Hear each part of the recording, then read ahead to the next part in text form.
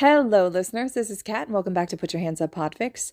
This will be the final part to Throw a Chair Through a Window and Call It a Day, the second half to Chapter 8. From the moment Shota stepped into Nezu's office, he knew something was wrong. And no matter how hard the rat tried to mask it with cheery smiles and peppy demeanor, he knew very well he wasn't the only one that noticed it. But never mind that at the moment, because he's never been one to accuse on impulse, especially during something as important as he wishes this occasion wasn't. But yes, something was wrong. Something was wrong in the office, but he prayed nothing was wrong with the way he left things in the cafeteria. He didn't end up knocking out Todoroki as he had very seriously considered, nor did he end up knocking out himself just so he could avoid the embarrassment of the familial theory. He wanted to, but unfortunately he didn't have enough time for that. And he guesses the one upside of being summoned away was that he didn't have to sit there to witness the chaos that must have gone down after he left. That was one of the more minor problems, though the major one being not something he did, but rather something he didn't think he had the strength to do. He's not an idiot. Even he can process his emotions well enough to know that this job, temporary as it may be, unfortunately meant quite a lot to him. How could it not? The ability to catch up on some extra sleep, to finally make the changes to this school that had been nagging at him ever since he was 15, and maybe torture Vlad a bit. Yeah, definitely that last one. So hearing Nezu's voice ring out of the speaker to announce he had returned, effectively putting an end to his principal gig, it kind of hit him hard. Harder than he expected to be hit when he first accepted the position, and he didn't expect to care at all. Not that he would show it, because, as he said before, he's pretty much trained himself to remain a passive facade at almost anything. What he must have had trouble comprehending, though, was that Midoriya was experiencing the exact same thing. Shota's the one who asked that Midoriya become his secretary. He put him into a position of power where he had the ability to improve this school and everyone in it, just like he had wanted. And the boy thrived. He fine-tuned his analysis skills, he was able to speak on behalf of his fellow classmates' struggles, he was able to open up about the discriminated side of society's struggles, and he was hopefully able to overcome at least some of the obstacles pushed onto him by 10 years of abuse from Aldera. That shit-stain of a school. He gave him the things people like them could only dream of having, and now he's taking that away, just like Nezu is doing to him. And for someone as emotional as Midoriya, that's gotta be 10 times more crushing. This really is a demented family tree, huh? And while he regrets not being blunt about his reassurances to the kid for once in his life, he did manage to do one thing. As he stood up to leave the table, and by default, Midoriya, who was staring down at his hands as Bakugo and Todoroki's argument floated around like white noise, he pulled a mechanical pencil that he'd been keeping with him since last week out of his pocket and rolled it into the boy's eyesight. It wasn't a piece of hero merch, or a part of the kid's compensation, or even one of those ugly, barely functioning pencils that had cheesy quotes on them. Actually, he didn't even buy it. He nicked it from Nezu's pencil cup. It was a simple, black mechanical pencil that had no importance whatsoever. It'd probably run out of ink in 2 to 3 business days. So why did he give it to him? Maybe because in some small way he considered it a trophy, a memento of sorts for Midoriya to look at and remember that he was able to burden the issues of UA for a week. That he helped improve the lives of not just the students, but of future students, future heroes, himself, and yeah, maybe Aizawa too. He worked hard and it paid off, and he deserves to constantly be aware of that. So, as the underground hero left the rowdy cafeteria, not even sticking around to see the green-eyed boy's reaction, he hoped that there wasn't something wrong in that small exchange, that Midoriya got the message even he didn't fully understand, because he doesn't think he could handle that possibility in the last few minutes of their time as principal and secretary. And that brings him to the present moment, which seemed eerily similar to how it all began as well. Hair curling around his head and shoulders, his scarf barely acting as a barrier between his neck and the cold sting of the air conditioner, his body sinking deeper into the plush green chair on the other side of the desk that he had sat in not too long ago, but somehow feels so foreign, and the scent of Earl Grey tea and lavender shortbread cookies invading his senses. His favorite. A voice clearing its throat captured Shota's attention, and he once again focused his eyes on his white chimera of a boss. "Sugar?" Nezu asked, in a not really off-handedly manner, a sort of formality at this point, even though Shota's refusal was always the same. "2, please." Or at least it used to be. Nezu raised an eyebrow, but complied without a word nonetheless. "Aizawa-kun, how are you this afternoon?" Nezu chirped, Shota grunted in response. God, this really is eerily similar to last Monday. Glad to hear it. Admittedly, I was a little concerned that you may have been shocked or annoyed by my sudden return that I had not notified you a few minutes in advance for, but I see now that there was no need to worry. Shota gripped the inner fabric of his pants pockets. Now, let's start with a summary of everything you did this week, shall we? I'd be lying if I said I wasn't the slightest bit intrigued at what you, and Midoriya, have managed to accomplish. Nezu opened his file. Where did he even get that? And who gave it to him? And scanned the 20 pages for about 2 seconds before speaking again. Monday, the day of my departing, you decided to completely rearrange the design of UA's entrance exam by allowing applicants to either bring an approved support item or apply to demonstrate their usefulness by fighting a member of staff or third-year students. Maybe Nomuri was right. The things he has done this week could definitely get him fired. You know, Aizawa-kun, I always knew the entrance exam was a sore spot for you, given your quirk in history, but I had expected you to at least try to get a hold of the job before jumping straight into it. I estimated that you would save that for Wednesday, and within a smaller amount of time as well to increase efficiency. But oh well, it'd be wrong of me to hold someone inexperienced with the position to such unrealistic standards. Congratulations on finding a creative solution to this long-lasting problem, though. And checking with the budget department was definitely a tactical move to convince some of the more prejudiced staff and board members. Excuse me? Wait. What do you mean you estimated it to be done by Wednesday? Tuesday, Nezu continued as if he hadn't heard him, and suddenly the underground hero was under the impression that this conversation would be taking a drastically different route than he had been expecting. You made the sports festival optional. Ah, yes, because the forced physical activity that will be aired on TV is a tad bit uncomfortable, and oversight on UA's marketing department, sadly. You changed the seating chart at the cafeteria. That way the students of different departments could mingle and would be forced to interact with each other. The chance of you going with this course of action was low, according to my original calculations. What does he mean, original calculations? He calculated the probability of them doing any and each course of action he came up with in advance? How does that even make sense? But now that I see it all laid out, I'm quite satisfied with the results. Intermingling departments will most definitely lead to more effective partnerships and agencies in the future, so kudos for that. However, you dented the legs in several tables as well as cracked the ground in certain areas, of course. The costs for repair didn't affect us in the slightest, but it's the thought that counts. Understandable, he guesses. Wednesday, you took a makeshift field trip to the Musutafu General Hospital in order to hire more medical staff for UA. That way we have access to experienced employees other than Recovery Girl. Ah, reasonable enough, I suppose. Shizenji-san is a strong hero, strong enough to have supported this school for decades, but even I can admit that as time passes we have to remain open-minded to younger generations, those who aren't heroes. The underground hero remained impassive throughout the summary, too busy watching Nezu's expressions like a hawk. Not that he really thought the rat would reveal anything to him. He knows Nezu is leading up to something. He has to be, because he's never been one to waste time like this. Why read it out and make little comments if both of them are now aware of what went down this past week? Thursday, you did Villain Psychology and Social Awareness Day. Mind explaining to me what that was? He has to be wasting time. I assume all the information is in whatever you read a minute ago, which I know you perfectly understood. There's no need for me to explain it any further. Always so stubborn, Aizawa-kun. But if it really bothers you that much, I suppose I can tell you that I was searching for a more personal account of what this course of action was.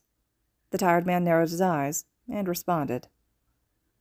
We wanted the students to get an idea of what goes on in a villain's mind, which happened to be very similar to what goes on in Midoriya's mind, concerningly enough. Common motives, the catalyst of their crimes, how most of them have experienced discrimination or hardships in their lives which brought them into that position, all that jazz. Show them how they as students play an important role in the creation of villains. Of course, that isn't the case for thousands of other villains, but it's the thought that counts, isn't it? The Chimera gave a tight smile. I can't imagine they took too kindly to that. Given it was Midoriya who prepared and presented the speech, you'd be surprised. Nezu's eyes glinted with an unknown emotion, and suddenly Shota was reminded of Nomuri's warning. Keep that boy away from Nezu. Friday, mandatory therapy sessions with Hound Dog for all of Class 2A. Now that's quite a bit of a jump, isn't it? He's fine with Nezu's criticism. He is inexperienced, after all. But why does this sound constructive? It shouldn't be constructive. You went from hiring new medical staff to trying to get a grasp on the mental health of some of our hero students, yes? I hope you know doing something like this was a risky move, especially when it comes to students who have fought in such intense battles with too much experience for their age. They're not just children, Aizawa-kun, they're teenagers. From my observations, I've come to the conclusion that teenagers don't quite enjoy having adults poking around their brains. It could have made their situations even worse. I'm aware of that, and I wanted to let you know that I'll be pushing to have the same done for Class 2B, as well as every other hero student. Nezu's eyes sharpened, but Shota continued. They needed to speak about their problems to someone who could properly manage them. Some of them may have been hesitant to comply, but whether they admit it or not, it helped them. Every student here deserves that same privilege. He paused for a second as another thought popped into his head. I'll also be pushing for the teachers here to do background checks on all the students. I made the mistake of not reading through their files before the beginning of their first year, and that had consequences. It's better to cut the problem off at the source than watch it snowball. Speaking of background checks, though, and don't ask me for details because I don't have nearly enough time to dive into that today, I'm going to need your input on how to handle a few things later this month. Specifically, something involving a corrupt middle school and a fire-quirked hero with anger issues. I see, the Chimera said, the cheeriness in his tone sounding a bit more genuine this time. A bit more sadistic, too. And finally, today, where you decided to tackle security. Online. Oh, they found the exposed camera footage. Stealth and physical combined. This has resulted in several complaints from Sekijiro-kun. May I ask why? I don't think you need to. The last security check was apparently June of last year, and the heroes here aren't all powerful. They can be careless sometimes. Myself obviously included. If we don't want a repeat of the USJ, upgrades need to be made. As for Vlad, I can guarantee that any complaints he made were the consequences of his own actions. And if he mentions a wallpaper, I also had nothing to do with that. Fair point about upgrades. Is that why you thought attempting to create thousands of dollars worth of property damage was the most effective way to test this? All because the technicians wouldn't be available on short notice? Ah, yes. He forgot Nezu was a vindictive bitch. It worked, didn't it? Yes, I suppose it did. Nezu's expression once again flickered, but the smile was still present. I commend you for finally being able to make the changes you required to the entrance exam. It had a long time coming, as well as your handling of Minetta's situation. I'll have to give Inuit-kun a raise for all those additional questions and sessions he had, which must not have been easy, but apart from that, everything is settled. And, well, I guess that's the end of that then, isn't it? Your time as temporary principal has officially come to an end, and your schedule will return to normal as of tomorrow. The rat looked back up at him, and Shota was thrown into another spiral. He's disappointed. Okay. Is that what this prejudiced universe wanted to hear? That his day and maybe the rest of his hero and teaching career will now be slightly duller, all because he was given access to a principal's power for 7 days only to have it taken away? Well, they got what they wanted. Lucky them. That's beside the point, though. All he's really conflicted about right now is what he's supposed to do because of this disappointment. Nezu told him his schedule will now go back to normal as of this moment. So what he should be doing is grunting, leaving the office, and carrying on with his life as if nothing had happened, just like he always does. And he's trying to do that. He really is. But his back is glued to the chair and his eyes are burning holes into the file Nezu is holding, and he just can't move. Because inside of that file is everything he and Midoriya have done this past week. It's sitting right there in front of him, and no matter how much Nezu downplays it, he's proud of it. He knows it had worth. He knows that it changed things. And he's not ready to stop. He's not ready to go back, because what's one file when he knows he can do so much more if he just had some more time? And if he's able to analyze himself well enough to realize this, then Nezu must have too. And it's because of that conclusion that Shota knows his temporary job doesn't end here. It can't. Because Nezu is a complicated creature who, despite all of his bluntness, always has a secret true meaning and motive to everything he does. This position was always meant to be one of them. Cut the bullshit, Nezu, he gritted out. I know you're trying to tell me something. If you're going to say something, then say it now, because right now all you're doing is dancing around whatever the topic is. Now, Aizawa-kun, what makes you think I have anything else to say? The underground hero took a deep breath. I better be right, or this will single-handedly be the most embarrassing moment of my career, and I might just quit. If you don't tell me what it is, I'm going to leave. If his legs would cooperate for once, that is. I'm going to step out of this office, and I'm not going to try and question your words like I always do, just so I can figure out whatever it is that you can never be bothered to inform me. I'm not playing mind games with you, Nezu, not today. Deafening silence filled the room as the two creatures, one being a sadistic rat who tortures humans for fun, and the other being a very tired individual who just wants answers, stared at each other. Neither moved, spoke, or even twitched. He'd say you could hear a pin drop, but the tension in the room could probably keep it suspended midair. After about 2 seconds, Shota started spiraling into yet another crisis. Did he get too demanding with his own boss? Is he not just going to get fired from his job as principal, but as teacher too? Oh God, forget teaching. If Nezu chooses to live up to his extensive record, then the tired man could be looking at a hero license suspension for the rest of his life. Well, at least he'll get some sleep. Granted, it'll be on a park bench, because that's where he'll end up without an income. But hey, he's done it before in high school, and he could probably do it again. Maybe his old homeless acquaintances are still alive and kicking in the same areas they used to operate. They could lend him some spare items, right? All he needs is $5, a penny, a hairpin, and a small Swiss Army knife. Ah, and I was doing so well. Shota snapped out of his trance-like state to give an incredulous stare at his boss. I wish that I could have entertained myself with yet another guessing game this time, too, but I suppose we all have our limits. Very well, then. I guess I'll get on to the real reason I called you here. You never did like wasting time, after all. I'll start with a question. Of course. Do I seem like the type of creature to get overwhelmed by my agenda? By the responsibilities that I hold myself accountable for? No. A man of few words, but you're precisely right, I'm not. I don't get overwhelmed, it's simply not in my biology. I can handle any obstacle thrown at me with hours to spare, whether it's completing hundreds of paperwork or winning a trial against any hero of my choice. This shouldn't come as a surprise, which I'm sure it didn't for you. So with that in mind, Nezu's cold, beady eyes sharpened. Do you honestly think I wouldn't be able to attend meetings with the Hero Commission regarding our budget and funding, and manage this school at the same time? The underground hero froze, and the rat took that as an opportunity to continue. I'll say it for you. The answer is no. I could effortlessly juggle the school with a pinky finger if I so desired, so the real question that's probably on your mind right now is why? Why didn't you then? Because, Aizawa-kun, it's just as you always say to me and to Nomori behind closed doors when you have forgotten about the 15 extra cameras I implanted around the school. I always have ulterior motives to everything I do, and this is no exception. This past week wasn't meant to be you just filling in for my absence, nor was it another mind game I devised to crush your spirit by putting you in a position of power only to strip you of it right after, because I know that's what you thought it was. Shota would have nodded, if he wasn't so pale-faced at the moment at whatever Nezu was implying. This wasn't a logical ruse. This was a trial run. What?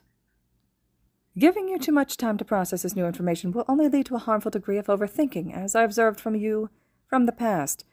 So I'll give you the courtesy of elaborating without any breaks. Shota threaded his fingers through his hair as he hunched over in his seat. While this week may have been the official trial run, the actual test has been going on for much longer. I had several criteria used to judge you during that period of time, some of which you may have unknowingly picked up on, and others you haven't. For example, one of them was a diverse teaching experience, which began back when I first took you on as a student. The hacking lessons did have ulterior motives, after all. And even after you graduated, there's still a reason for why it took over 10 years for the real test to start.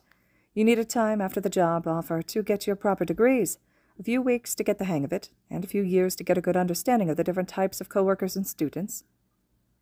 The proof that this experience has paid off is shown in the results you produce, which just happened to be another grading point.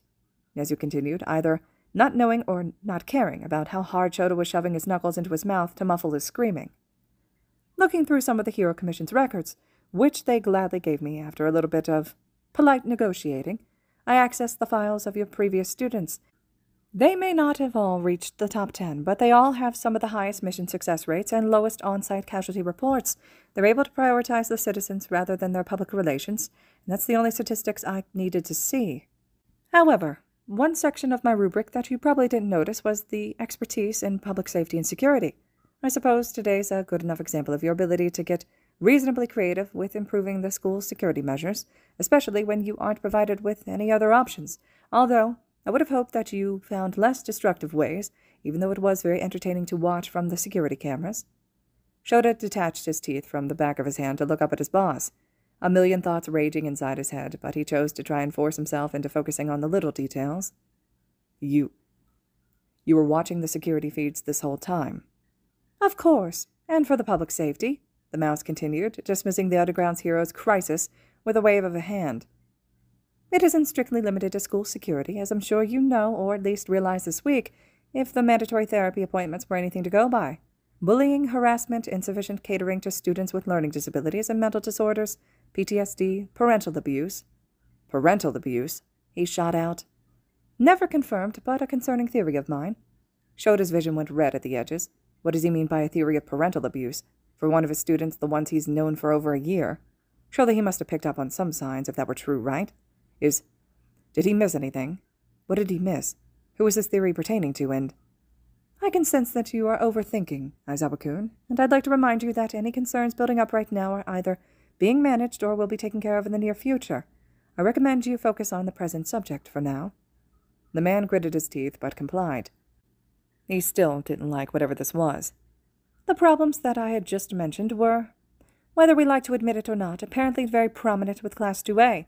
You've shown that you were responsible enough to let a professional handle the situation, and judging by the improvement of several students' attitudes, I can safely assume it worked. He sure hoped it did. You're really stressing me out, you know that? Finally, the last criterion I had for you was your ability to network and form functional relationships with your community, as well as some others outside of it. Kayama-san, Hizashi-kun, 13, Hinarori Hekima, Nariko, Rei, and the other additions to the medical staff, etc. All of these connections had proved to be successful during your time here, just as I had expected and planned for months in advance. Therefore, to sum it all up, I can tell you one thing. You passed. What did he pass? What the fuck did he pass? Please, somebody, anybody, tell him, because right now his brain is doing backflips like an acrobat on steroids, and he doesn't know where the hell he's supposed to land. The trial run? That came with a complimentary grading rubric. Whatever the hell Nezu means by parental abuse, the fact that Nezu was apparently stalking all of them through the cameras even while he was gone, which really he shouldn't be that surprised about, but still. Or maybe how he had planned this confrontation for months now. It could be any of those, and shit, wait, what was that last one? No, you couldn't have planned this months in advance. It's just not possible. Nezu tilted his head, prompting him to explain. With gritted teeth, the Erasure hero complied. I can believe that you knew I was going to accept the temporary, it was supposed to be temporary, the fuck is it now? Job. But you wouldn't have known that I was going to take Midoriya on as a secretary. Even I didn't know I'd actually done it. It was a split-second decision that drastically impacted any results I may have produced this week, and not the kind of thing you could account for. And it's obvious. You didn't, seeing as you barely mentioned the kid in your report. And it's true. Usually, Shota would think out the pros and cons of a decision before making one, but since he only had about 15 minutes at the time, he more or less decided to wing it. And besides, how many cons could there really have been for Midoriya? Would it prompt Todoroki to make a lot more theories than he was comfortable with? Yes. Would Bakugo apparently be watching him like a hawk because of it? Again, yes. And would the unconventional lessons Shota taught Midoriya possibly lead to the kid going through with his plan for world domination, as documented on page 75 of his most recent notebook? Hopefully not. But all of that is a small price to pay for having an obscene amount of analysis and random facts about a liver failure at the ready. Nezu's smile grew along with his eyes, as if he had been anticipating Shota to bring it up. You're right. I didn't plan for Midoriya. He's quite the wild card, isn't he? You have no right to talk. But while I may not have expected him specifically, I did expect the existence of someone like him. The person that you would turn to most often during your time as principal, for anything really. The person that you would willingly work with. Understand? Asshole. Shota's glare seemed to communicate. You know I don't. How should I say this? Much like me, you're capable of doing anything on your own. You're a fighter. You'll fight, and you'll fight to accomplish the things you need to be done. And you will get it done. But at the end of the day, what you struggle to remember is that life isn't about fighting. Well, you shouldn't have to constantly live on the edge of your seat, preparing to do so. What you need to understand is that once in a while, you can rely on others. And I know that may be a bit blunt of a statement for you to hear from me after so many years, but what have you been doing this whole week? Working with others. Working with others? Well, of course he did. He was the principal who overall had the most say in things, but without Midoriya keeping records, generating solutions for him, and doing way more work than his minimum wage of mechanical pencils asked of him, they wouldn't have accomplished half as much as they did this week, but still. Shota heard footsteps getting louder and furrowed his brows in confusion, rolling his chair back so it was just out of Nezu's office door. He could see through the window in the rest of the front office. The sounds got louder and louder until suddenly the people burst into sight. It was Midoriya, red-faced and holding a phone to his ear, yelling, "Sorry, Mom, just a second," as he ran away, Todoroki chasing after him with his notebook outstretched and a determined expression on his face, and Bakugo chasing after both of them, screaming, "Hobo isn't his dad, you weirdo!" Ah, so he finally said it. Once again, he hates his life, but back to the conversation. Shota stared for a second before slowly shaking his head at his boss's words and rolling back to the desk. "That still doesn't make any sense. I always work with others. This week wasn't any different. I'm a hero. Every day I interact with police officers, doctors, citizens, and other heroes. If I didn't, then I'd be dead by now." "That's different. You can work with others, but you can't rely on them. You can't trust them, despite how much you preach the importance of mutual faith between heroes to your class." Shota once again wordlessly shakes his head and Nezu sighs. "Well, I didn't want to bring this up, but if this is what it takes, then so be it." The rat reached a paw into the drawer of his desk before pulling out a file with a more than concerning title, Aizawa Shota. The man in question shot up in his seat as soon as his eyes settled on the words. "In primary school, all class or group photos taken by your teachers were excluding one person. You. Yearbook photos refused a single photo of you for 5 years before junior high. You didn't say anything." "How? Wait. How do you know this?" "In junior high, the school nurse wrote a medical report on you stating that you came to school after hours on the second day to pick up a forgotten bag. You were found with red lines and bruises along the bridge of your nose, in the rings under your eyes, mud stains and scratches on your pants, with an increased rate of blinks per minute and a newfound sensitivity to light that faded the next day. This was the first of many medical reports made about you, none of which were ever reported by you or anyone else for further investigation." Shota shot his hand out to grab the file, and Nezu slid it just out of reach. Inky eyes flickered red at the edges as his eyebrows furrowed. "Can you stop?" "During the last week of junior high, 3 schools received an email addressed to them. One of them was UA. They came from Junhyuk Hachiro." Shota's still outstretched hand clenched into a tight fist, nails piercing into his palm just hard enough to leave a mark but restrained enough to prevent blood. Inside each of them was a page-long and passionate letter explaining why a student of his, Shota Aizawa, should not be admitted to any of their schools. They included detailed statements that shared personal opinions of you, your classmates' opinions of you, and, most importantly, your quirk. The emails were never reported to Hachiro's superiors, but you were made aware of their existence. Once again, you said nothing. "Stop," he spat out, red sparks extending past just his eyes and to the tips of his hair. What a horrible time to take notice of Midoriya's observations. "Finally, high school. Asshole. Medical reports stopped. Fortunately, as did many others from your teachers, the only claim that was made about you was an offhandedly stated comment from Yamada Hizashi at the beginning of your second year." Asshole. He was speaking to Kayama-san when the subject of the new Hero Course transfer student came up, and he said that he had seen you before your first day there. Asshole, asshole, asshole. He said that he saw you in a drugstore at midnight, standing in front of the juice pouch section, a new yellow sleeping bag in one hand, a Swiss Army knife in the other, and in a small group of homeless men. A teacup sailed across the room before smashing against the wall. Earl Grey tea, dripping down, white shards of porcelain clattered on the floor. What? He had to shut him up somehow. It's not like Nezu doesn't see teacups flying all over the place anyway, if Nomuri's and Hizashi's parody of Beauty and the Beast last year is anything to go by. The silence stretched between them, and Shota didn't think about the possible consequences before speaking. "What's the point of this?"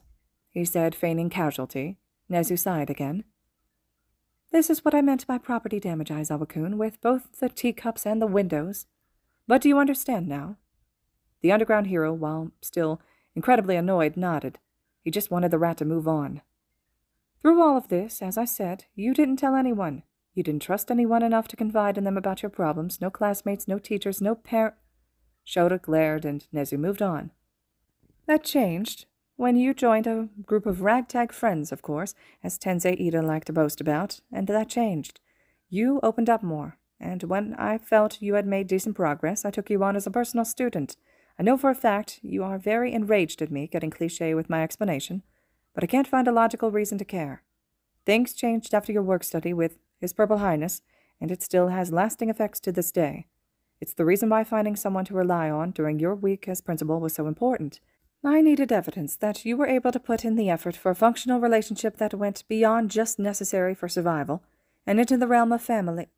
Shota gave a loud groan, cutting him off. We both know what I was going to say. That noise made no difference. And you did. Kayama-san, Shinso, and most importantly, Midoriya, are all proof of that. It was the last thing I needed to see that you were prepared to take on this responsibility, and you were. And now I know that when I leave, this school will be left in good and capable hands. So in summation, and I sincerely hope you won't question me again when I say this, you passed the test. Shota stared at the rat in front of him, conflicting emotions about the creature almost as burdensome as his conflicting thoughts trying to rationalize the situation. On one hand, he has so much built-up hate for Nezu that he wouldn't even be mad at himself if he tried to murder him. Most of the hate stems from the constant logical ruses that were aimed at him for the last 15 years, especially since they happened so often that even he himself started participating in them. And it's exactly why he doesn't believe anything being said by him right now about all this principle shit. Sure, he wants to believe it. Really, really wants to believe it. But he's not stupid enough to mindlessly go along with it. Sincerely hope you don't question me again. What the hell was that? Does he even know who he's talking to? But on the other hand, this is also the same Chimera who doesn't seem like he would lie about such extensive planning and research, because why lie about his favorite, most destructive hobby? And the explanation does make sense, in theory, since it would explain all his weird lessons in high school, and maybe how Hiranori knew both his and Midoriya's names if Nezu emailed him in advance. So maybe this is real, and while it's one heck of a hard pill to swallow, maybe his dreams really are coming true. Just kidding. Bullshit. You know full well I can't be principal. Nezu feigned confusion and Shota rolled his eyes. No matter how much crap you spew about trusting relationships and family or how much borderline illegal information you collect about my school records, I can't be principal. You're only principal because the Hero Commission considered you a security threat, and because if you're smart enough to destroy our economy, it's most likely you're the only one fit enough to run the top hero school in Japan. If it weren't for that, you wouldn't have been allowed to take over. I'm not either of those things, Nezu, and my quirk is a PR nightmare. The moment the media gets hold of your news, the fake news, might I add, they'll tear me and this entire establishment apart. So please, can you tell me what this entire thing was actually about? Neither of them said anything for a while until suddenly, Nezu spoke up. You're right. You won't be principal. He tried to keep a straight face at that, despite the mind-numbing disappointment that followed that statement. He did enough this week. Not a lot, but enough. And you know what? That's okay. Sorry, Midoriya. But who said anything about not being vice principal? Another teacup flew over Nezu's head to smash against the wall. Oh, shut up, Inner Nemuri. Please stop making dramatic pauses. I'm sorry, he said, not looking apologetic in the slightest. God, the resemblance to last Monday is uncanny. That's not the point. I couldn't resist. For fuck's sake, you realize that this changes nothing, right? The commission is still not going to approve of me. There are many reasons why he chose to become an underground hero, but the ability to stay at least a little bit out of range from under the Hero Commission's thumb was definitely a big one. Well, then I guess you'll have to prove them wrong. Convince the media you'll be a good leader, and slowly ease them into it by showing all the changes you've made, because who doesn't like a sneak attack? And in time, after you've had enough experience being vice principal, then we can worry about that later. Huh. Well, isn't that something? Certainly won't be easy, that much he's sure of, but it's doable. This week was proof enough that he's able to make changes when the situation calls for it, and if Midoriya's gigantic notebook of problems at UA is anything to go by, it won't be hard to find more to work on. Just like that, huh? Nezu's smile softened for a split second, so fast Shota almost thought he imagined it. Just like that. He's going to be vice principal. Sure, it's not as powerful as being the actual principal, and he honestly didn't know the position existed at the school until now, but he's not going to look a gift horse in the mouth. He won't just be a heroics teacher anymore. He can actually make a difference, and he's not sure if he should risk losing the stoic reputation he's been building for the last few decades just so he can jump with joy like an overly enthusiastic schoolgirl. He'll have the time and resources. He's always wanted to get done the things he needs to get done. There will be no one-week deadline, no constant feeling that he isn't on the right track. He can continue to make Vlad's life a living hell, and best of all, he can keep working with... If it had been last week, I would have kept my mouth shut about what's nagging me at the moment, but when you're around Midoriya for a while, you start to see the appeal of asking questions. Shota said suddenly. You said you've been planning your test for a few months now, but you also said you had been waiting for the right moment to take me on as your personal student. So honestly, how long has this been in the works? Easy. It was when I saw your rejection letter from the hero department after you failed the robot entrance exam. Well, shit. You didn't complain to us, question our decision, or protest against us. Other teachers saw that and assumed it meant you didn't care much for being a hero in the first place, but I knew that the only reason you didn't fight back was because you knew it was meaningless. You knew the cold truth about our modern society, how it gave everything to those with heroic quirks and spared no mercy to those with villainous or no quirks at all. And so you didn't waste precious time trying to undo their beliefs. Instead, you dedicated your time to training for the next opportunity for hero course admission, the sports festival, because no matter how unfair life was to you, it didn't change the fact that you were going to sit back and accept it. So, as soon as you transferred into the hero course, the lessons began. Silence filled the room as the underground hero processed the information, but Nezu wasn't done. Oh, and I guess it just felt right, too. Weirdly poetic speech aside, which he really should be focusing on, but can't manage to for some reason, the last sentence reminded him of someone. I've asked you before, but maybe you'll give me an actual answer this time, mainly because it's about morbid curiosity and actually quite relevant and urgent at the moment. How do you know the feeling was right? That you weren't just reading too much into how I acted and behaved around others during the entrance exam? Because for all you know, I could have just been an angsty teen.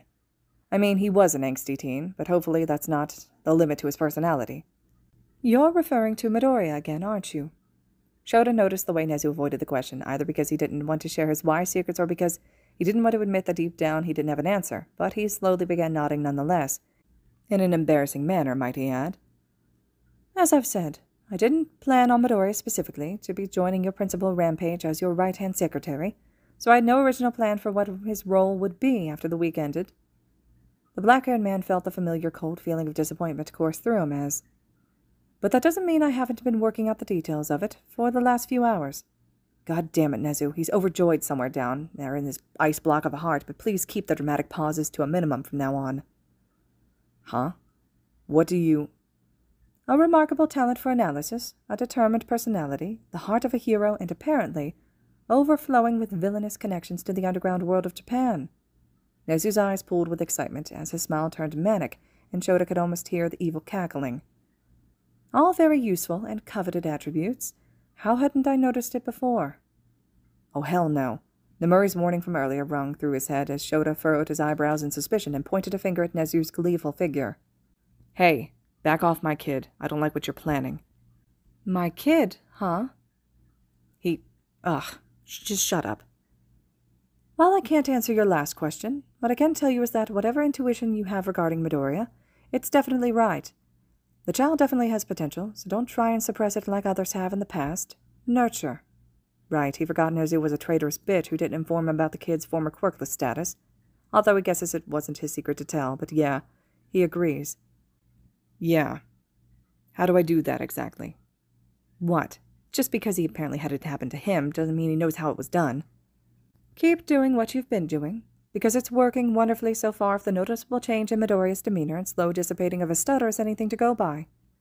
But if that still isn't specific enough, I understand, and other simple steps can be taken to ensure that his skills will be appreciated in this class and his future career as a hero, as I'm sure we can both agree when I say I don't want Midoriya to focus on being the future symbol of peace, so much so that he loses sight of his other specialties. To begin, he can start having one-on-one sessions with me. No. The underground hero said immediately. He knew this was going to happen, and he will do everything in his power to stop it. We'll see. He can find a more suitable hero to work with during this year's work studies, one where he can properly utilize his talents and analysis to help on a federal crime investigation and build connections with police officers, and most importantly, he can continue his position as secretary. Shota's eyes lit up, and he straightened in his seat. To a certain degree, he hates his life. He can't do as much as he used to, since he is still a student after all, but that doesn't make him completely useless either, as some changes can still be made to cooperate for his new job. Nezu pulled out yet another file. Where does he keep getting these? And continued his explanation. Midoriya is fluent in English, as I had accidentally discovered one day when he was seen watching several American coming-of-age movies from the 1980s during lunch, and his explanation when asked was that His father had moved overseas to America 8 years ago for work and taught him the language in his free time. Todoroki's going to have a field day with that. So we can cut that out of his class schedule. He won't need to attend Quirk Law class either, since he was shown to have excessive knowledge on the subject. I can only assume this is also due to Hisashi Midoriya, who shared the information he uses during his job as a quirk analyzer. Midoriya could also choose to list this position as an extracurricular activity that he can get extra credit and complete tasks for during and after school, as if it were the photography club or yearbook committee.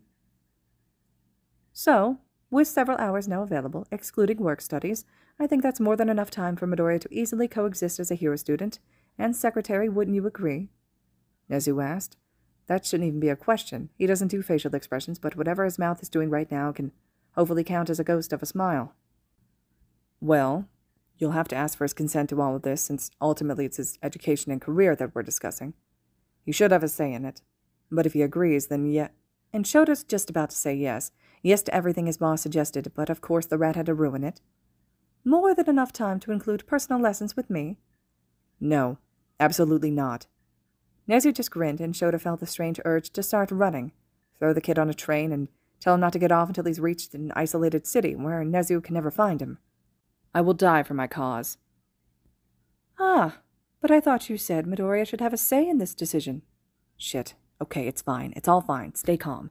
Nezu hasn't gotten in contact with Midoriya yet, and if Shota runs fast enough, he can reach the kid before the rat, with enough spare time to warn him.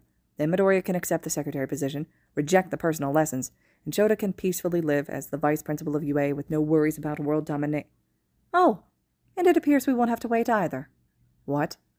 Shota whipped around in his seat, coming face to face with a sight he never thought nor wanted to see during his lifetime. Before him stood a smirking Nemuri, whip curled around one hand and a UA blazer gripped in the other, the blazer that was, of course, being worn by a sheepish-looking Midoriya, Izuku, who, for reasons unbeknownst to him, had messy hair and neon paint splattered all over his clothes.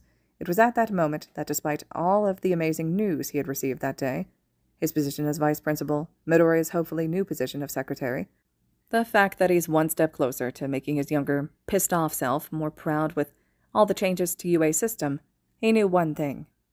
Midoriya was, and will always be, a problem child.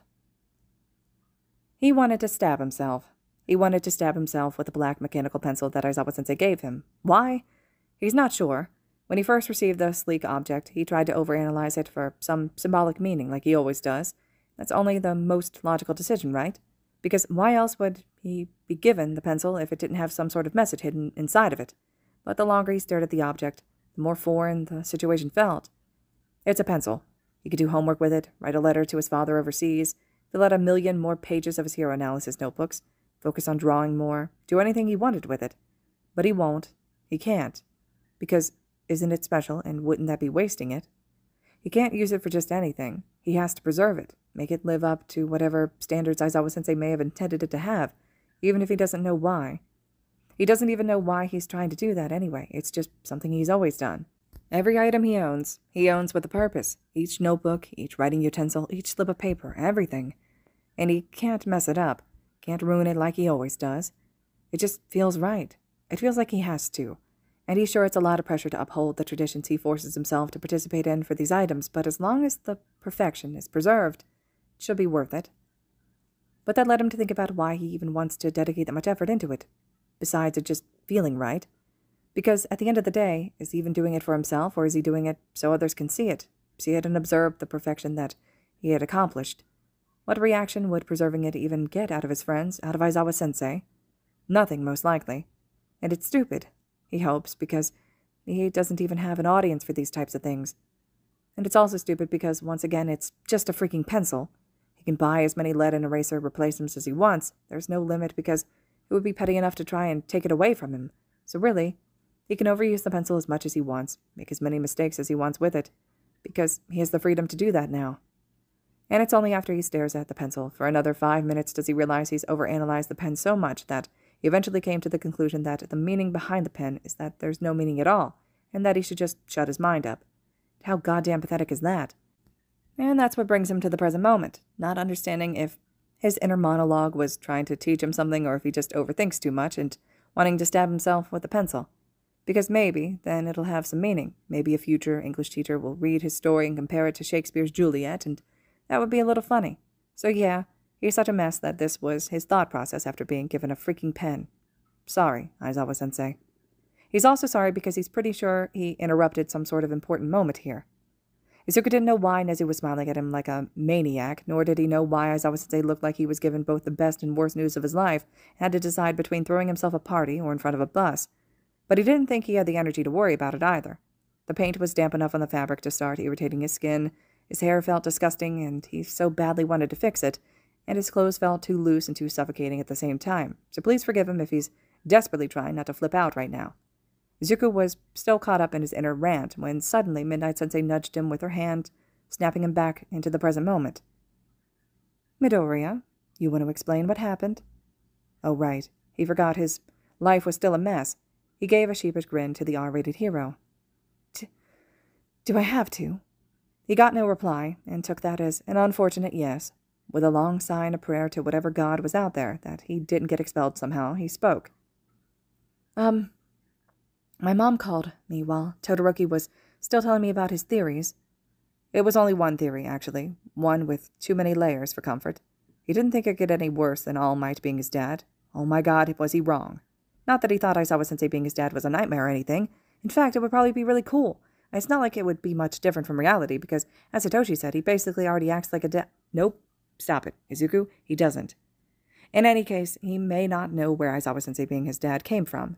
Nor does he want to, but he just hopes that the man himself never had to hear it, or else he might have to do what all the kids told him to do and pass away from embarrassment. But anyway. And once I was away from Shochan and Kachan in a quiet enough area outside to hear her, because she said it was urgent news and I started panicking. She said that she wouldn't be coming home for a while, so of course I said, "Are you on the run?" Because who knows, maybe she was. The green-haired boy flailed his arms around. But nope, she just said that she'd be visiting my father overseas for a while. Something about slapping some sense into him for not visiting enough or spending too much time commenting on hero-hating forums when they both know full well what my future career is going to be. But I'm not sure. His poor dad. His mother's an angel, but when she's angry, whew. I'm hearing some very conflicting stories about your father, Aizawa-sensei muttered. And I was about to tell her that it's fine because I can take care of myself, but then suddenly Uncle Akira, the ass-kicking almighty, Aizawa-sensei and Midnight-sensei choked, popped out of nowhere along with a bunch of my other neighbors and rammed into me, knocking the phone out of my hand. Then Auntie Anzu, the acrobatic Batwoman, told me that my mom had called them first, just to see if they would be able to check in on me while she was gone, but they'd been so excited when they heard the news that they immediately rushed over here to celebrate. Oh dear, Nezu commented, and Izuku couldn't help but nod in agreement. Fumiko the Maybe I should stop saying their titles. Aizawa-sensei gave him a face that said, "You think?" Fumiko brought a confetti launcher to use, or at least she said she did, because as soon as she activated it, a bunch of paint popped out and splattered all over my clothes. I was a little shocked, but I knew it was an honest mistake, so I didn't get mad or anything. Unfortunately, no one else thought the same, because next thing I know, Naoki is screaming, "He's been shot," and starts shooting his quirk-generated leaves at people trying to find the shooter. 10 of the leaves end up slapping Hayami in the face, and she's already pretty scared of the idea of someone shooting a gun, so she yells bloody murder, and summons her pet crows to start picking at people's hair and eyes. And by the time it's over, my clothes are ruined, Tadashi broke his leg, and 6 of them have been arrested for illegal quirk usage. The 3 adults in the room stared at him for a few moments before his hero art history teacher spoke up. "I'm concerned about your home life, Midoriya. I hope you know that." "I do," he said, head facing down with silent pity. "What happened to your mother?" "Oh, right." Izuku shot his head up to give his homeroom teacher another pitying look, which immediately put the guy on edge for understandable reasons. "Well, after the cop car drove away," he ignored the "I need a drink" from Midnight-sensei, "my mom told me to find the closest teacher." He pointed at said alcoholic teacher. "And give the phone to them, which I did. I don't really know what she said, but what I do know is that my neighbors are no longer trusted with the responsibility of taking care of me while she's gone, even if I rarely ever go to my actual house in favor of sticking at the dorms. And because of that, especially since I'm a minor with no independent income, He thought he heard Midnight-sensei correctly when she first told him, but he really, really hopes he didn't. Maybe he's going deaf at an early age. It's not like that's the end of the world. Maybe he and Kachan can bond over it. He can't be living on his own. The R-rated hero continued for him, a smirk etching across her face for reasons unknown to him. And by the rules we have here at UA, which Mrs. Midoriya signed, he is now a ward of UA, But of course, we can't just stop there because the students who this rule apply to will need extra protection. Someone please kill him. This is literally so embarrassing. So he's going to need an official guardian. Ah, crap. So we did hear her correctly. This whole situation seems like the kinds of internet stories he used to read when he was 10, adopted by UA, where the reader is taken on as a ward and trained by All Might to become the next greatest hero. This is even more embarrassing to think about. Is his face heating up? Izuku slapped a hand to his cheek. Yep, his face is heating up. But when he read those stories, he always imagined it to be the dream life, if you ignore how he was supposed to be an orphan in the story. But now, it's an actual nightmare.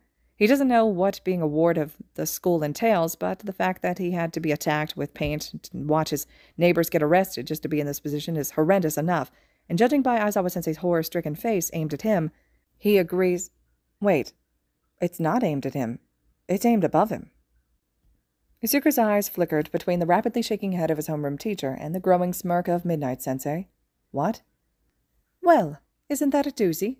Nezu cut in, a lot more cheery than the boy expected him to be. I suppose we have no other option, then, to plan for one of our staff members to act as your guardian for the time being. Midnight Sensei smirked even wider as Aizawa-sensei paled even further, and Izuku still didn't know what was going on. I pity the person who is burdened with this responsibility, but thank you. Imagine having to take care of him, of all people. They'd have to see him at 3 a.m. stealing apple slices and peanut butter jars from the kitchen, wearing an All Might onesie and blasting FNAF remixes in his headphones. He knows this because it's exactly what Aizawa-sensei saw 3 months ago, and either he forgot about it or he forced himself to never mention that cursed moment again. Don't. It's actually pretty convenient, if I'm being honest. Huh? Izuku tilted his head as his homeroom teacher whipped around to face Nezu. Aizawa-kun and I finished with our discussion anyway. What? No, we weren't. The tired man insisted, standing up out of his seat. So you can take a spot and we can discuss the matter of who your guardian will be, among other things, Nezu said, his voice filled with mischief and excitement. His teacher groaned loudly. It has to do with a little adjustment to your schedule, as well as the 2 activities that will be replacing it. I'm sure you will find it all very interesting. He's getting another new class schedule? And what are the other 2 activities? Not 2. 1. Don't do this, Nezu. It goes against every single one of our moral codes. Are we murdering someone? Izuku exclaimed in confusion. We might as well be. Not to worry, Aizawa-kun. Izuku yelped in surprise as a rolling chair attacked him from behind and rolled his now sitting figure to sit at the desk, opposite from Nezu. I promise you that by the time Midoriya and I finished our discussion, everything will go just as I planned. He planned to murder someone? The gruff man gave a withering glare to the rat, which, as expected, had no effect whatsoever. Finally, after a few seconds had passed, Aizawa-sensei would utter the words that would send Izuku spiraling into a fit of déjà vu. I'm disowning all of you. So there was a will? Shota leaned back against the white pillar of UA, his feet planted firmly in the gravel and the scent of old rain attacking his senses no matter how deeply he sunk his head into his scarf. It wasn't even that cold. It's just second nature by now. He'd cover himself in an obscene amount of clothing in hopes of blending so deeply into the shadows that the people around him will forever stop perceiving him. But oh well, not all dreams can come true.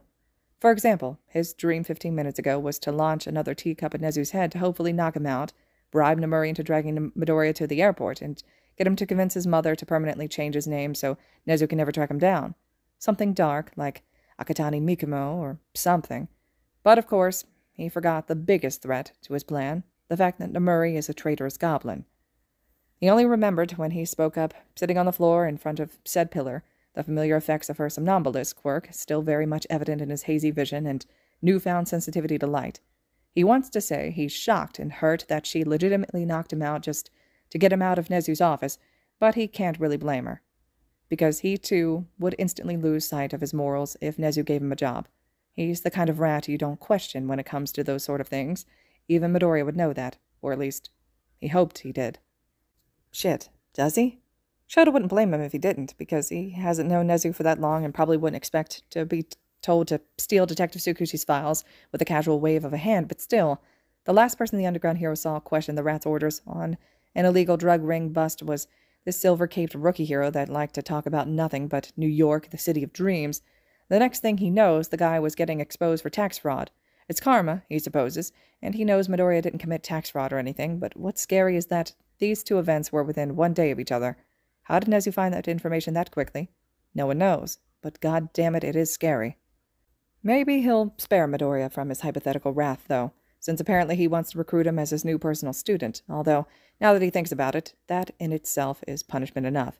But he shouldn't focus too much on that, because there's still a small chance that Midoriya will have the sixth sense not to accept the offer and just stick to everything besides that. Like the new class schedule, and being Shota's secretary for the rest of graduation now that he's the new vice principal. Geez, how'd the kid react to that? He didn't hear any loud sobbing, so it's obvious the boy isn't grief-stricken by the offer, thank God, because how awkward would that be? No windows have been smashed through with the power of one for all, either, so he can assume that the boy wasn't so unsatisfied with the offer that he summoned 7.5, don't worry, he didn't forget you, All Might, corpses, to carry out his evil revenge. But he didn't hear any loud cheering and screaming either, followed by the random bursts of confetti and those old Katy Perry songs blasting through the whole block. So either he hasn't even heard the news yet, and Nezu is once again dancing around the topic, or he's just stuck in shock at the offer. Either one would make sense to Shota, but the latter would definitely call for some extreme sympathizing since it's exactly what he's going through right now, he thinks. Is he in shock? Because it sure feels like it. He gets that he's not the most expressive person, but should he be doing more to express his happiness? And he knows he's happy. He can feel the lightness in his chest and the twitching up in the corners of his lips that act as proof of it. But the logical side of him can't stop screaming all the negative sides of a seemingly perfect deal.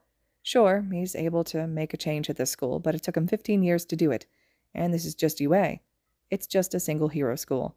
It may have some impact on the hero industry, but hiring more medical staff barely does anything for the rest of this corrupt society.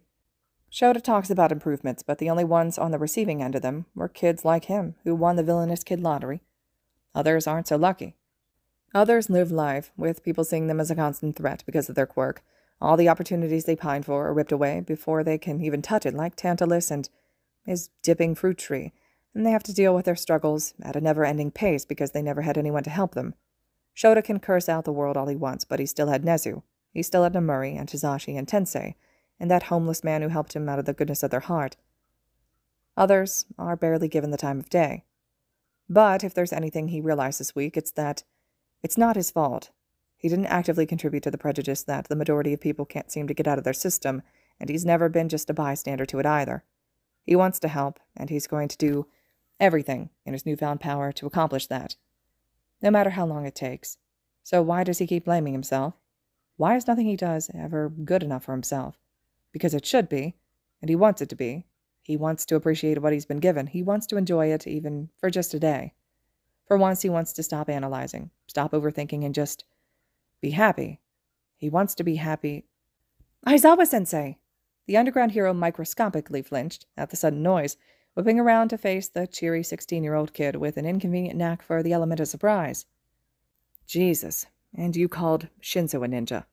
Midoriya shrugged, and Shota noted it was awfully casual for someone who had just heard he would become a permanent secretary and, hopefully not, Nezu's new personal student. What, did he miss the scream or something? So, Nezu told you. The boy sunk. Yeah.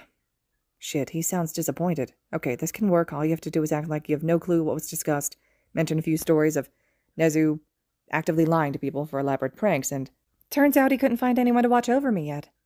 Wait, what? Shota's confusion must have shown on his face because the kid took that as a sign to elaborate. Mike-sensei spends too much time at his radio show office. Midnight-sensei goes to a lot more nightclubs than I had thought. Snipe-sensei is apparently going to start going with her to them, and Ectoplasm and Cementos spend all their free time at their book clubs, so none of them have the time to monitor me, even though I'm not sure why they would need to. The Shigaraki encounter at the mall, ground beta, whatever the hell you were doing at 3 a.m. in the morning wearing an All Might onesie. It's something he wishes he could forget, but feels like he has a legal obligation not to. I could go on. Good point. But then I asked Nezu if Powerloader could watch over me, and he said he would have if he didn't already have to watch over May, because her parents are also on a business trip, making her the other ward of UA. We made plans to have sleepovers. Midoriya pumped his fist in the air with an excited smile, and for the sake of preserving his happiness, the erasure hero at least tried to restrain his shudder.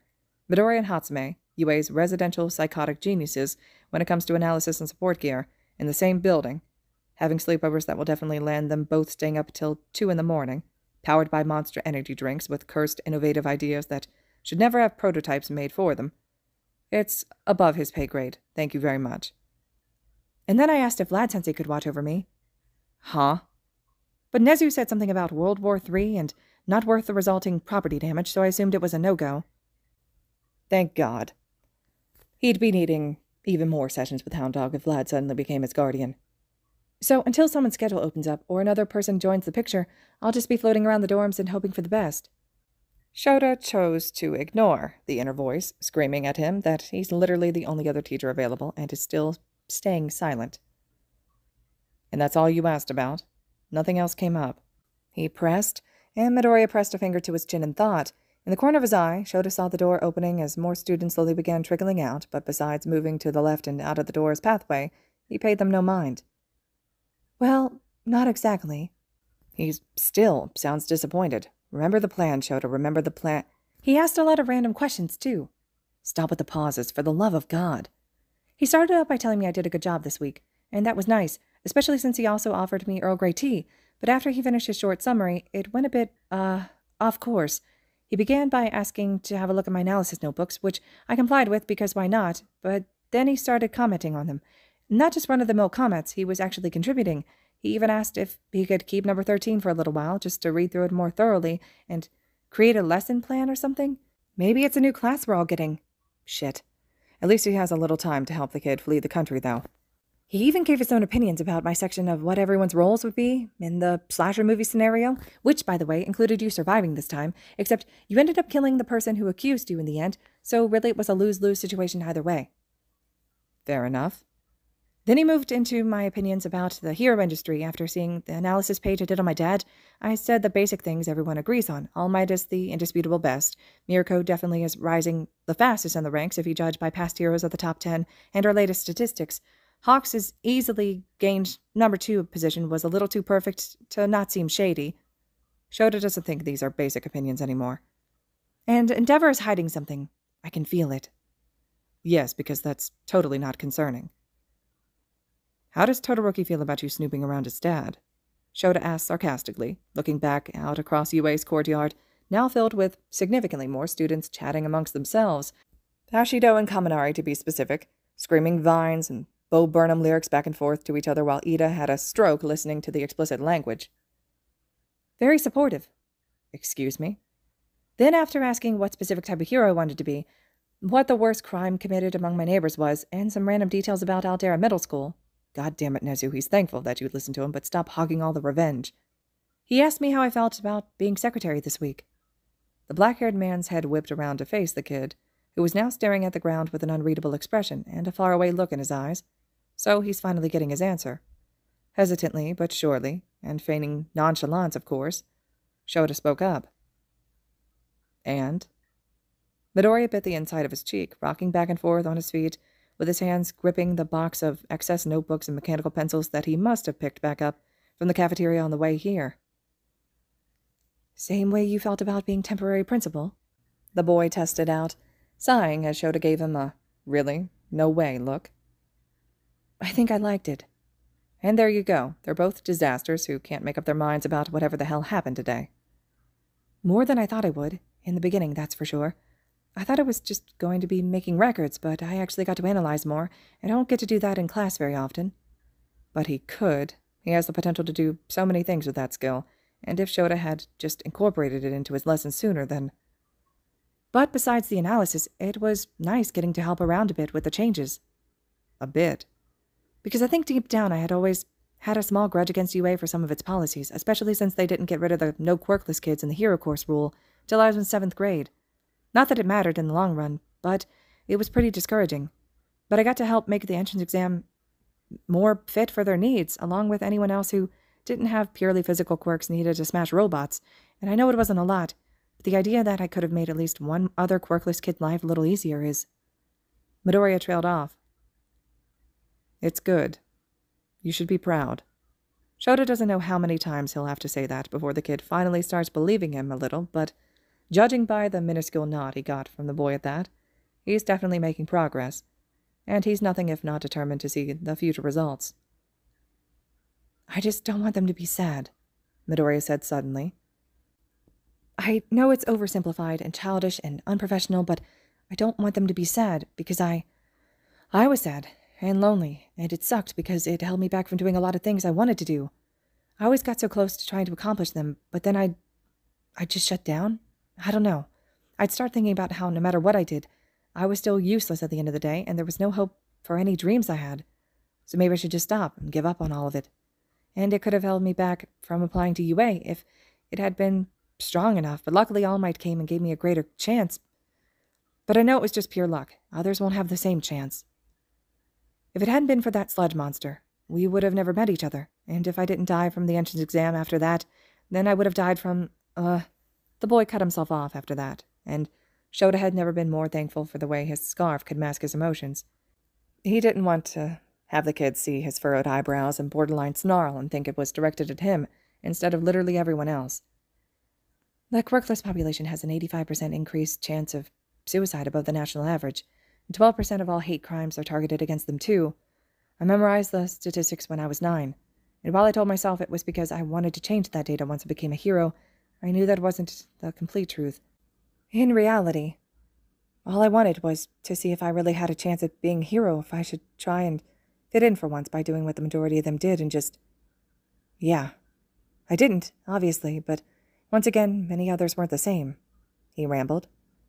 So if by making their dreams just a little more possible, a little more accessible in their eyes and the people around them, I can get them to cheer up just the tiniest bit and lower that 85%, then I think that's good enough for me, because they'll go to sleep knowing someone was on their side, and that for once the entire world wasn't built to work against them.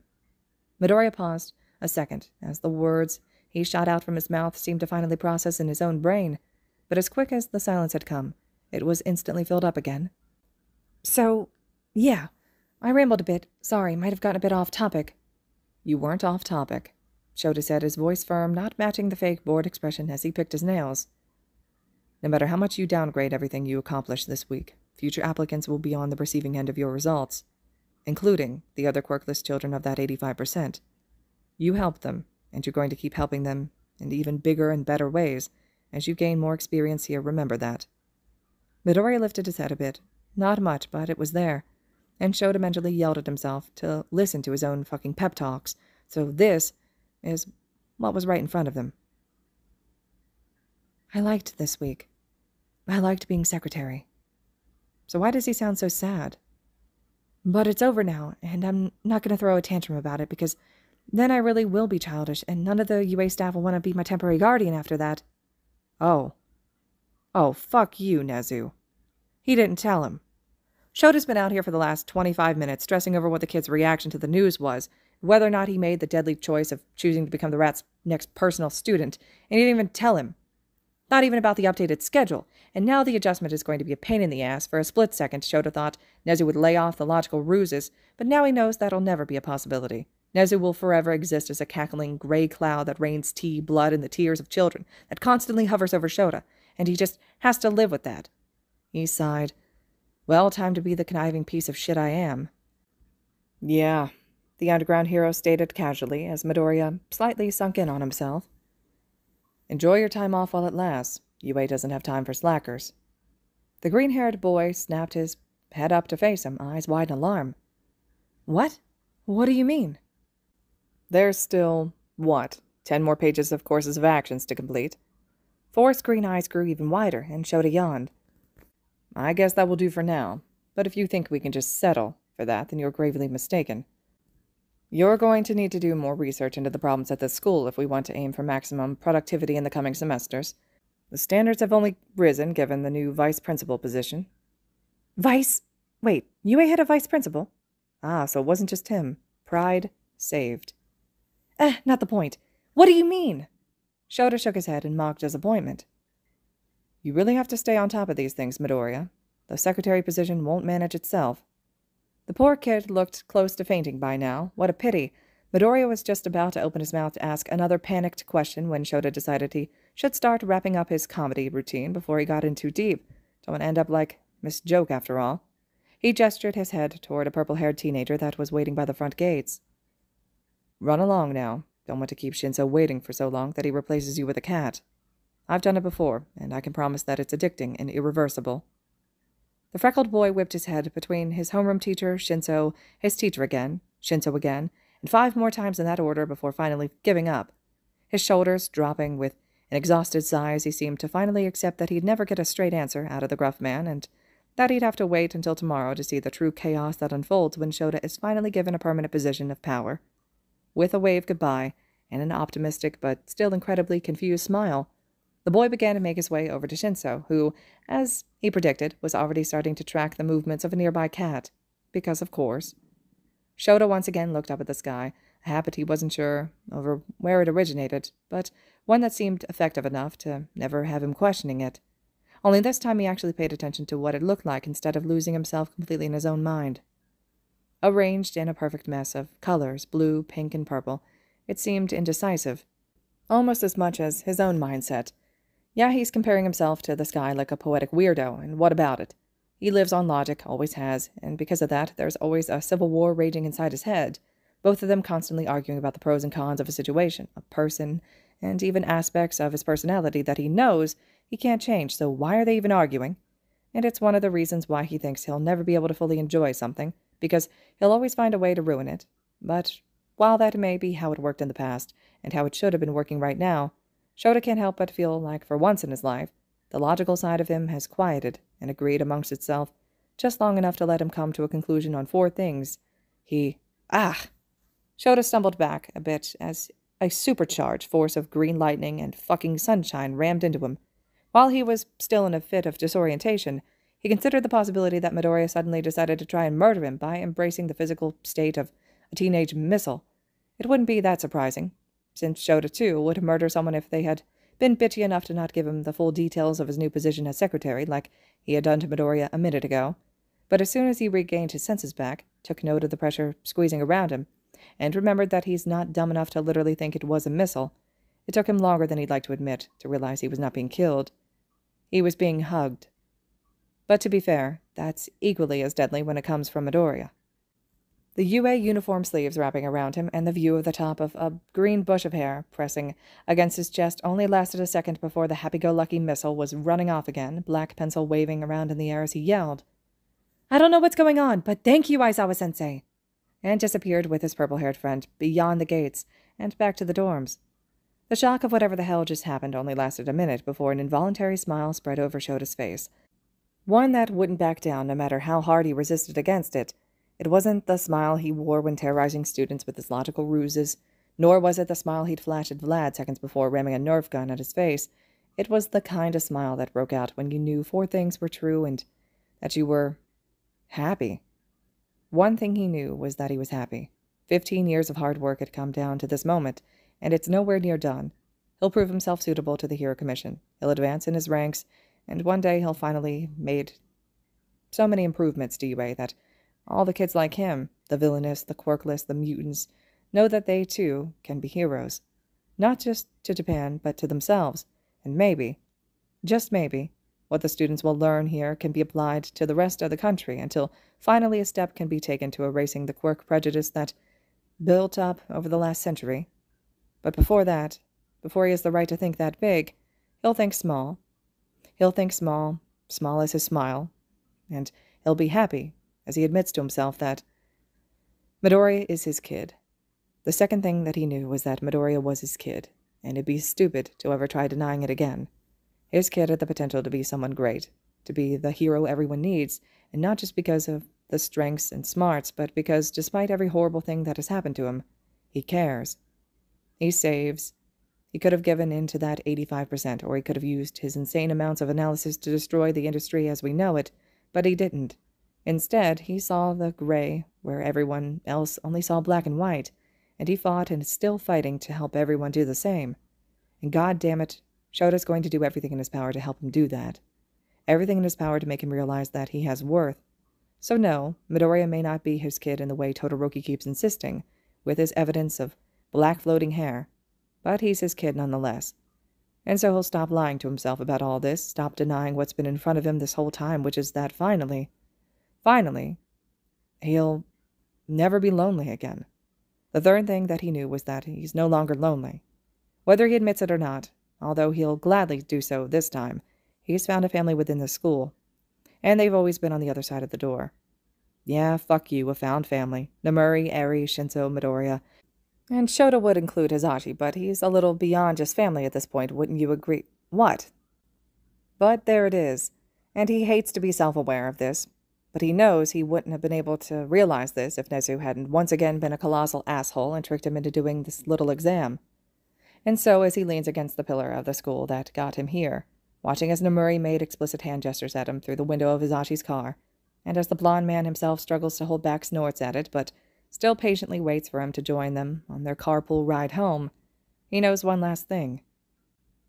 He could have thrown a chair through a window and called it a day, but he's glad he didn't. All right, listeners, this concludes the fic Throw a Chair Through a Window and Call It a Day. I hope you all have enjoyed this. This fic was such a fun read. Just as a reminder, and this goes for any fics on this channel that I podfic, if you like the fic, if you have time to jump onto AO3 and leave some kudos for the original author, that would be great.